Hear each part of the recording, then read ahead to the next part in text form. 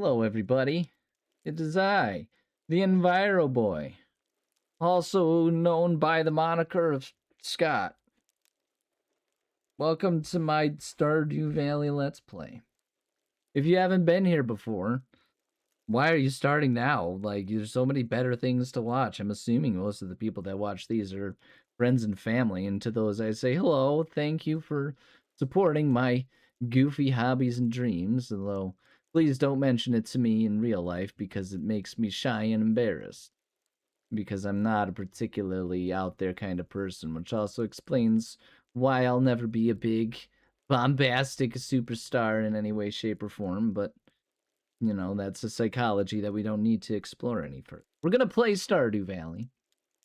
Our last episode, we successfully organized a bunch of sprinklers and started, and can let time flow for the time being, and started, look at that. We have no watering to do except for this one sad, lonely one because I had one spare seed of sunflowers, and now the rest of them are all good to go. One thing that's worth noting, though, is as I'm looking at this, it's occurring to me, I need some scarecrows, man. The crows are going to come in here, and they're going to eat everything, and it's going to be terrible. I need to figure out how to make the scarecrows. This is already a potential tragedy. We need wood, coal, and fiber. We have these things. We can figure out how to make a scarecrow or two. We just need to go to our resources chest. We have the wood. We have the fiber. And if we go into our furnace chest, we have some coal. We'll do that, and we'll put the coal back so we can continue making bars and stuff. But for the time being, we need to get ourselves a couple scarecrows. Okay, yeah, we'll put that there, and we'll get a second one, too. We'll have two scarecrows, and we can scare the crows with our scarecrows. The conversation gets kind of meta when you start saying those types of things, but that's fine. We'll put the scarecrow right here, and we'll have to figure out how to organize scarecrows in the future so that they don't... I haven't encountered any crows yet. Well, that's true. You haven't really been here for a while. What about you? Scared off 30 crows. That's a significant number of crows. Well done, Scarecrow. You've done your job well. For now, you may be permitted to live. But don't get too comfortable. Complacency is the death of productivity. And if there's one thing I've learned by being a working individual in the modern times, it's that if you stop being productive, you stop being worth anyone's time, and you stop being worthy of living. So, stay productive, stay worthy, stay alive. With that horror assessed, Belinda goes through this daily mantra for herself, reminding herself why it is that she works tirelessly day in and day out. It's not because her grandpa would be proud of her. No, perhaps that's true, but it's not why she does it. She does it because she recognizes that as a woman in the modern world, if she's not making babies, then she better be making profits for someone else, because otherwise, what are you even doing? What are you even doing, you barren old hag? Or so many would say. And as we know, such attitudes are the ones that we must follow, because they're the ones held by the archaic old fossils that run things. And so we don't like it, but until such a time as the guillotine drops and we all rejoice, then we have to do a certain amount of appeasing because we're buying into that system and way of life. And that good or bad, it's neither here nor there. It's just what it is. So perhaps it's depressing, but if that's depressing, then perhaps you do what you can to make a difference in this world. After all, it is an election year as we record this. Whether or not it is what you're watching this at the time of midterms or actual votes, it's a time to go out and do things. And if you want things to be better than they have been in the past, then boy, oh boy, Buster Brown, you better get yourself out there and making noise, even if the only way you make noise is just through letting people know that you have thoughts and you would prefer the world to head in this, that, or the other direction. It might seem small and tedious, but the people who are determined like Belinda is determined to keep her grandfather's farm functional, then you go out and you make the differences in every way you can, big and small. And it's with that in mind that Belinda puts on her witch hat and goes about her business, doing everything that she wants to do and nothing she doesn't want to do, and caring very little about what others think of her. She is a proud woman, a brave woman, and a woman without kids, which actually, if we're being less sarcastic about it, is a perfectly fine thing and good for her. So we process the geodes to see what kind of gems and stuff we can find, such as Neptunite, whatever the heck that is. And we find the coal, and we find the orpiment, and then we open up our mystery boxes to find ourselves with glazed yams and a bomb. Oh God, a bomb! 5 of them. What the heck is going on, man? How was that just hidden in a freaking rock down in the caves? Who did this? And whose lunch did we steal? Are we learning now? Is this our sign that the nature of going into the mines is that we're... Hold on, we gotta pause time. The bookseller's here. I don't want him to disappear. We've got things that we could probably donate. Yeah, we can donate that. There you go, buddy. I'm working on getting prizes and goods from... And I forgot what I was talking about, namely because whenever I do these, my tendency is to just sort of babble and ramble on about anything and everything, because I largely find it entertaining to do this for myself.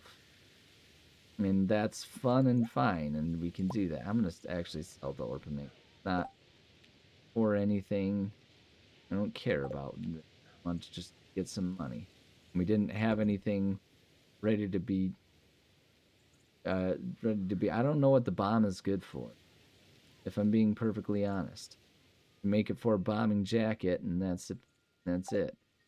Perhaps we take that down to the mine and have some fun with it at some point, but for now, we'll just put our yams in the miscellaneous chest. And we have these things that we can put in different places and stuff. Oh yeah, I forgot we have 2 sprinklers. This is a great day. We're gonna be able to sprinkle everything. Just God's spittle as he blows the babbling raspberries of joy like a baby staring at a sandbox. God stares at the world, and so we stare at our farm and find joy in what we've crafted and created.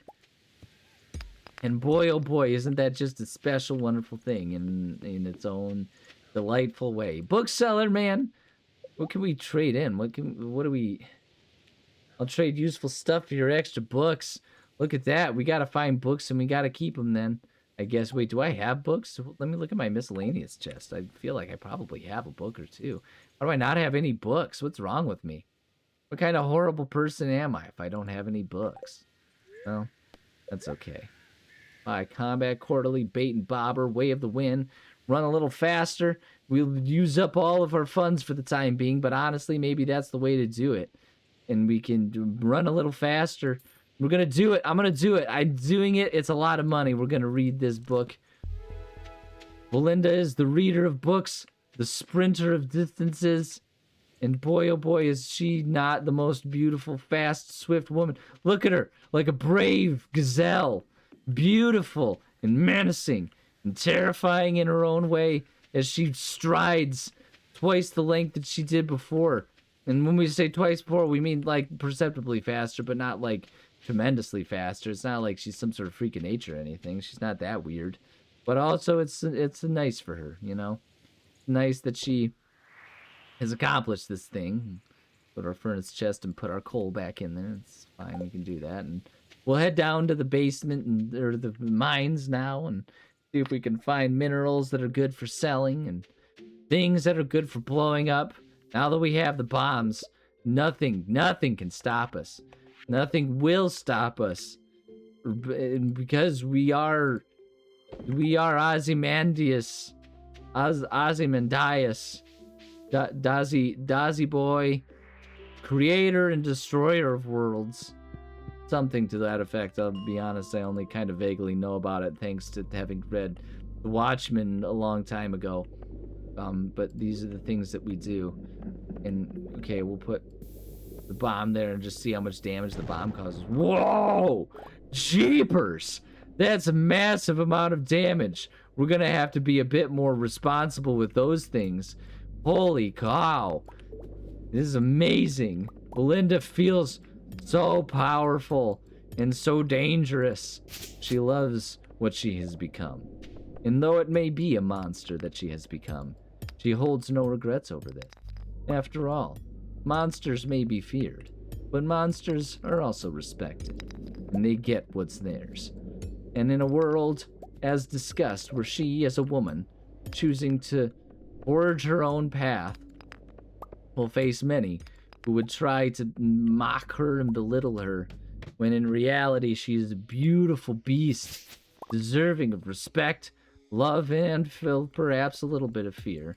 Because not only is she strong enough to light bombs and destroy an entire cave, she's also strong enough to grab the back of your head and shove it into a drywall for the sake of a comedic James Bond style fight victory. And that's terrifying in its own right, and specific enough that you know she's capable of it. And she'd do it in a heartbeat. She without remorse, because people get what they deserve. They get what they get. If they're rude and or try to shackle her in the bounds of old antiquated ideals, Belinda will have none of it.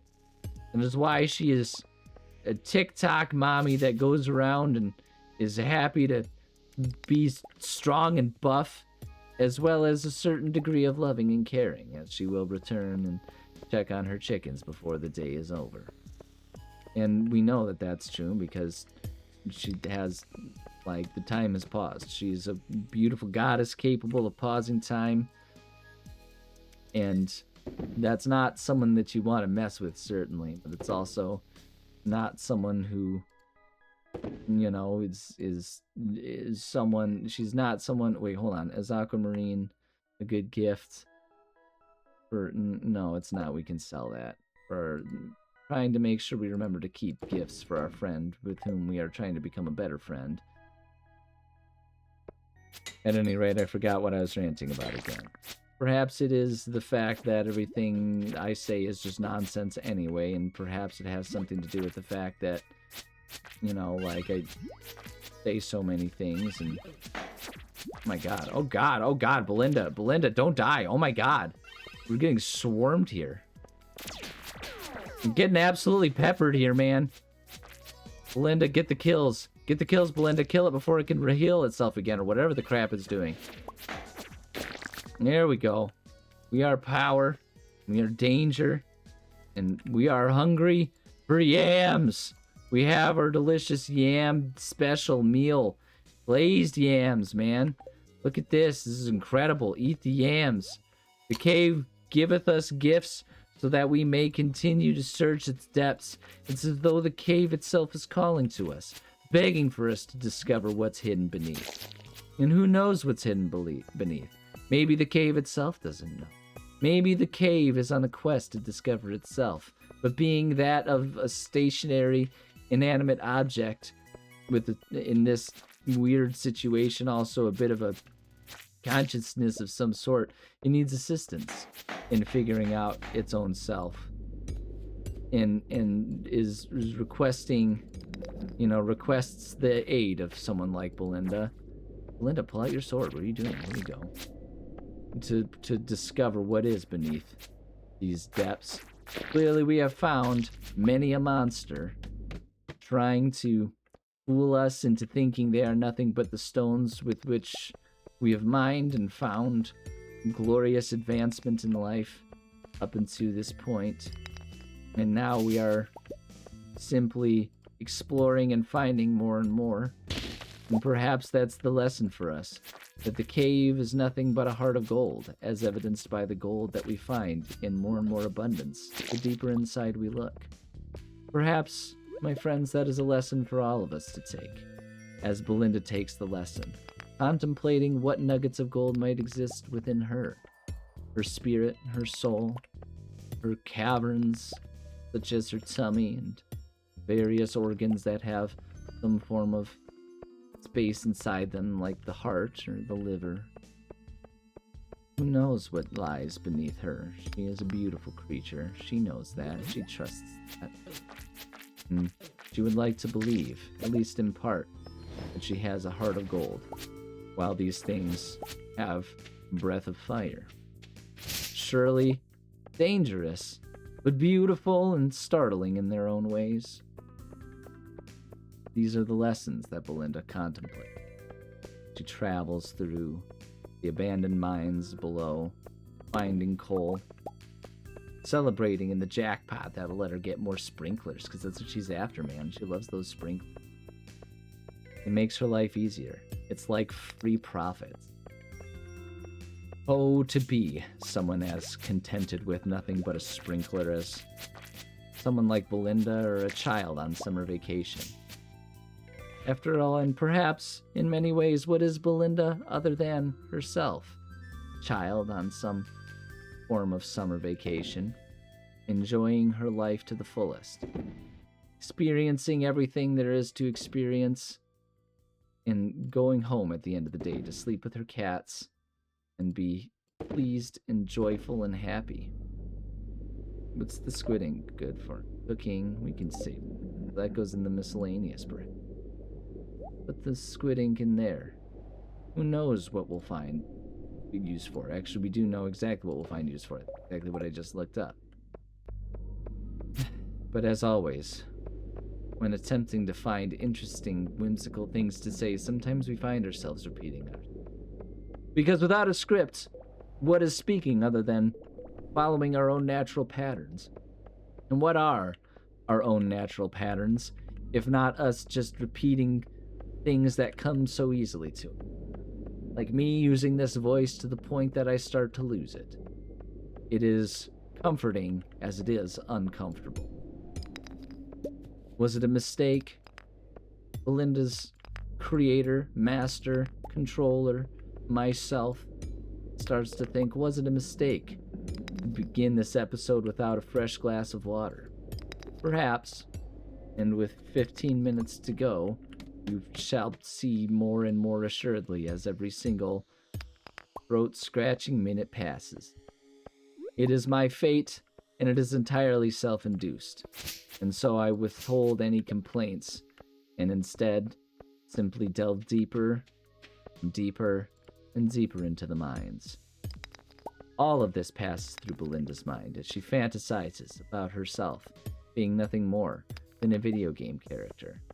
A real Renaissance woman, traveling through everything, experiencing the joys of farming as well as mining, as well as glorious gladiatorial combat in which she has the ability to flat out frag and murder all these crazy monsters, these horrible, hideous beings. She has abilities that many would question, where the heck did she get those abilities? They would ask that question, because who knows where she got these abilities? She's just so powerful and skilled, it's frankly a little disturbing to most people. But she does it, and to her, it is nothing but another Tuesday, or Sunday, or whenever this video is released. Friday in her life. It is nothing but another Friday. The game provides a day, and if I'm being not ignorant, I can see that. Huzzah! We found the space boots! We're ready to go to the moon! Belinda is dug so deep that she's ready to head out into the world. Is that 3 defense, 3 immunity? She goes, she gets the space boots. She is untouchable as she goes deeper and deeper into the unknown, finding all these crazy, wild things that no one would have ever imagined that she could or even should find. Huzzah for the space boots. Huzzah for space, and huzzah for digging so deep that space is all that's left to find. It is wonderful as it is terrifying. After all, what the heck is she going to do in space? She can't breathe out there. What the heck is that about? And with 10 minutes left in this episode, we delve deeper. Although perhaps because we can come back lower, perhaps we use our running speeds. We have, wait, hold on. How do I, check here? Get that running, wait, what is our There's our skills. He's good at lots of things, after all. But, wait, where's the bulletin board? Oh, we don't have any of those things completed. It's fine. Special items and powers. Okay, look at all of these things that we... Wonderful in their own right. There are chickens don't much care for us, but that's fine. I didn't know how to feed them for a while. That's my fault. We can do that.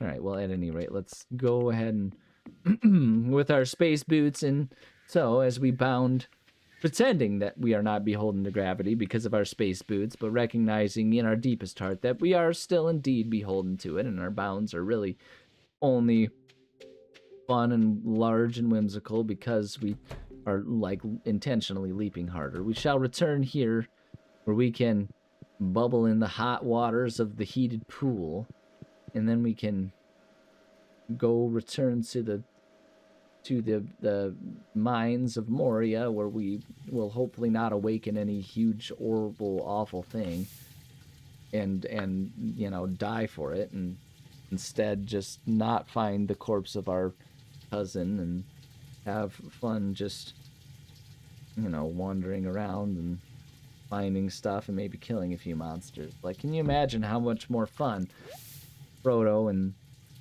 Gandalf and them would have had if they, instead of having to deal with things like, you know, all of the orcs and stuff, they could just go around and find all of the, like, fancy dwarf gems? Because, like, it's kind of weird, actually, when you think about the lore of it, that you would go through there and there'd be, like, nothing of value down there, considering that they were all just kind of killed, and the people that were there were still there. Like, they weren't after the money, man. That's not their motivation. The orcs are... They're evil incarnate. They don't care about that. And that's like a lore thing. That's not even a particularly... As much as we love to, you know, buck the trends and have conversations about why do we see orcs as being such hideous and horrible creatures. That's not the point of what was done there. Can I... Wait, hold on a second. Can I... I'm going to try something. We go into here. Go into our miscellaneous chest. Take ourselves a bomb. And we put the bomb in such a place that it would... destroy that thing. No, it won't destroy that. We'll just probably scare the neighbors. But it was worth a shot.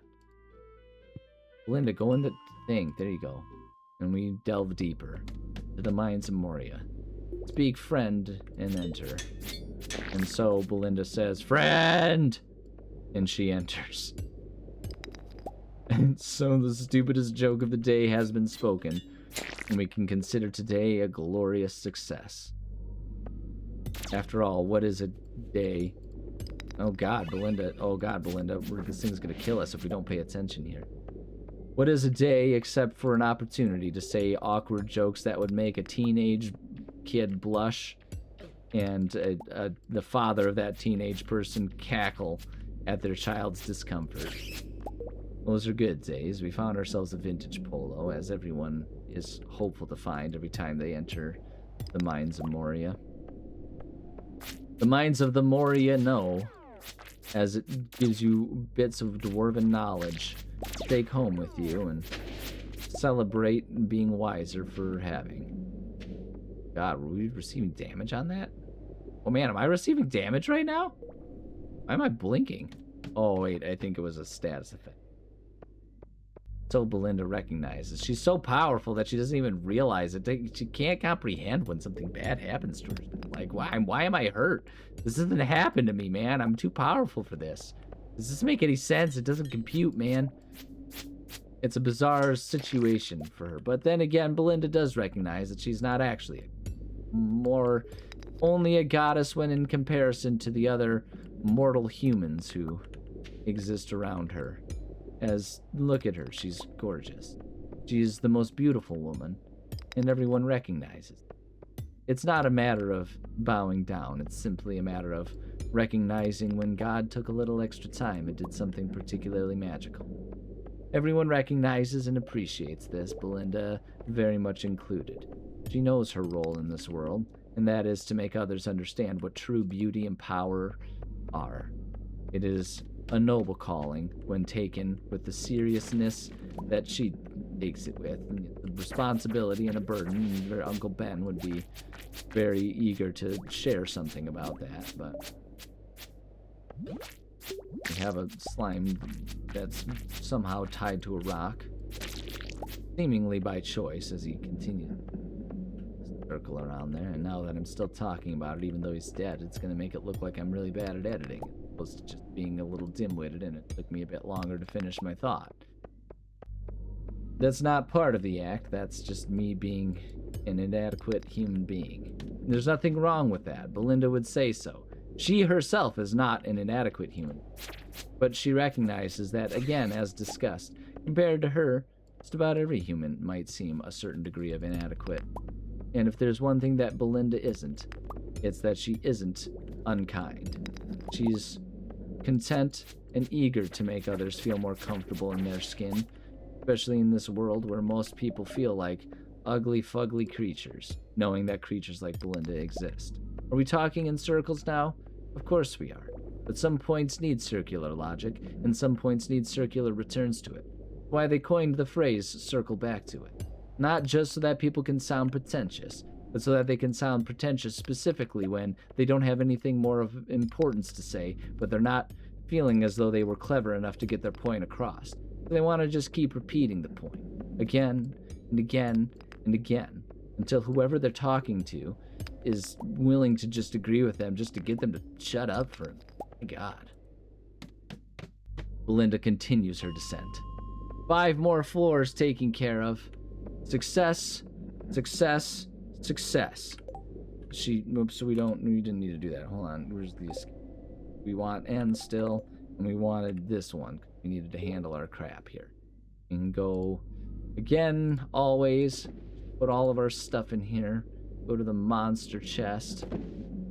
Go to the forage chest. Go to the resource chest. We have a jade. That goes in the miscellaneous chest. And that can be shipped. We have geodes. We can go. That can be shipped. The jade, I'm pretty sure the jade can be shipped too. Yeah. Same as always, and go there. Although Emily does love this, perhaps we save that to give her a gift. And for now, we depart, having made tremendous more progress. And now we go find sad old Clint and his sad old hammers. His hammers of power, the hammers of destiny. His destiny being to smash open a few rocks so that we can be the ones to benefit from that. It's like, we're not going to share our profits from that with him. I found the geode, and I mean, truthfully, I could probably find a hammer and take care of it myself. He's lucky that I even come and hang out with him.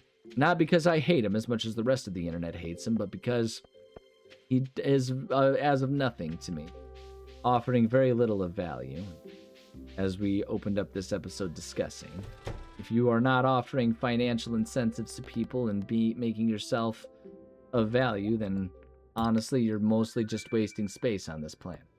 That's what society has taught us thoroughly, and we should either accept it or get the crap out the way.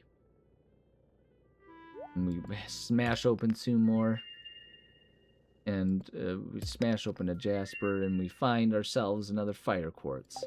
We say okay, and then the last step, we go to Gus. Or not Gus, we go to... we go to this guy. Whatever his name is. Not important. No one cares about it. Donate these things. Get what we can out of it. And then we sell and call it a day. Another successful day existing in Stardew Valley with the butt soup farms, our claim to fame, our grandpa's legacy, with which he probably called it something a little less childish, but the fact is, any grandpa of mine would be happy to know that I took it upon myself to make myself quite pleased with the nature of what I've created. And when I say all of that, what I really mean is my grandpas would be super disappointed at how childish I am, but they're not around to hear this, so they can just, continue on being ignorant of what I'm saying, and that's That's the end of it. Go to our resource chest real quickly here. Put the clay in. And we'll go, and even though it's still early in the day, Belinda will call it a day. For all, she spent a lot of unpassing time in mines. Oh wait, we gotta go talk to our chickens first. We have our Melty cat. A good, sweet Melty cat. As all cats are often want to do. We will melt, and we will look at that and be amused by her whimsy. Have a few more things then to put in the fish and animal one. Put the eggs there so that they're ready for us later. And now, wait, hold on. We gotta pet our chickens. Cute noises of the petted chickens. Look at them, so happy to come out and enjoy being outside in the fall. Hopefully nothing bad will happen to them like coyotes. I'm going to choose to believe that this game isn't going to be cruel like that. And if I'm wrong, then we'll have Frida 2 or whatever. For now, it is time for Belinda to rest, and she shall sleep and earn the money that comes from selling random crap. We have transmutite, and we have slime egg press to make oil of garlic, similar to the oil of Olivier. The smooth talking voices with which Belinda speaks. But for now, we shall say thank you for joining us. We love and appreciate every one of you. Advice for the parting of the ways as we sit here. Always, always, always recognize your strengths and never, ever let anyone tell you that you're living your life wrong, unless that life is one in which you are harming others. Maybe that's wrong. But if you choose to have children or not have children, you are never wrong. You are only you. And that is a thing that you are allowed to be. And anyone who tells you otherwise is a doo-doo head who deserves to not be listened to. So there you have it. And I send you forth into your life of glory and individuality. We love you, and goodbye. Is it a serious lesson, even though it's spoken in such comical terms as this? Of course it is. Of course it's serious. We make things humorous for the sake of making them approachable. And then that's how life proceeds, I guess. To be honest, I checked my emails for a second there and already lost track of my train of thought. How mindless this is. And it's how I live my life. And that's fine.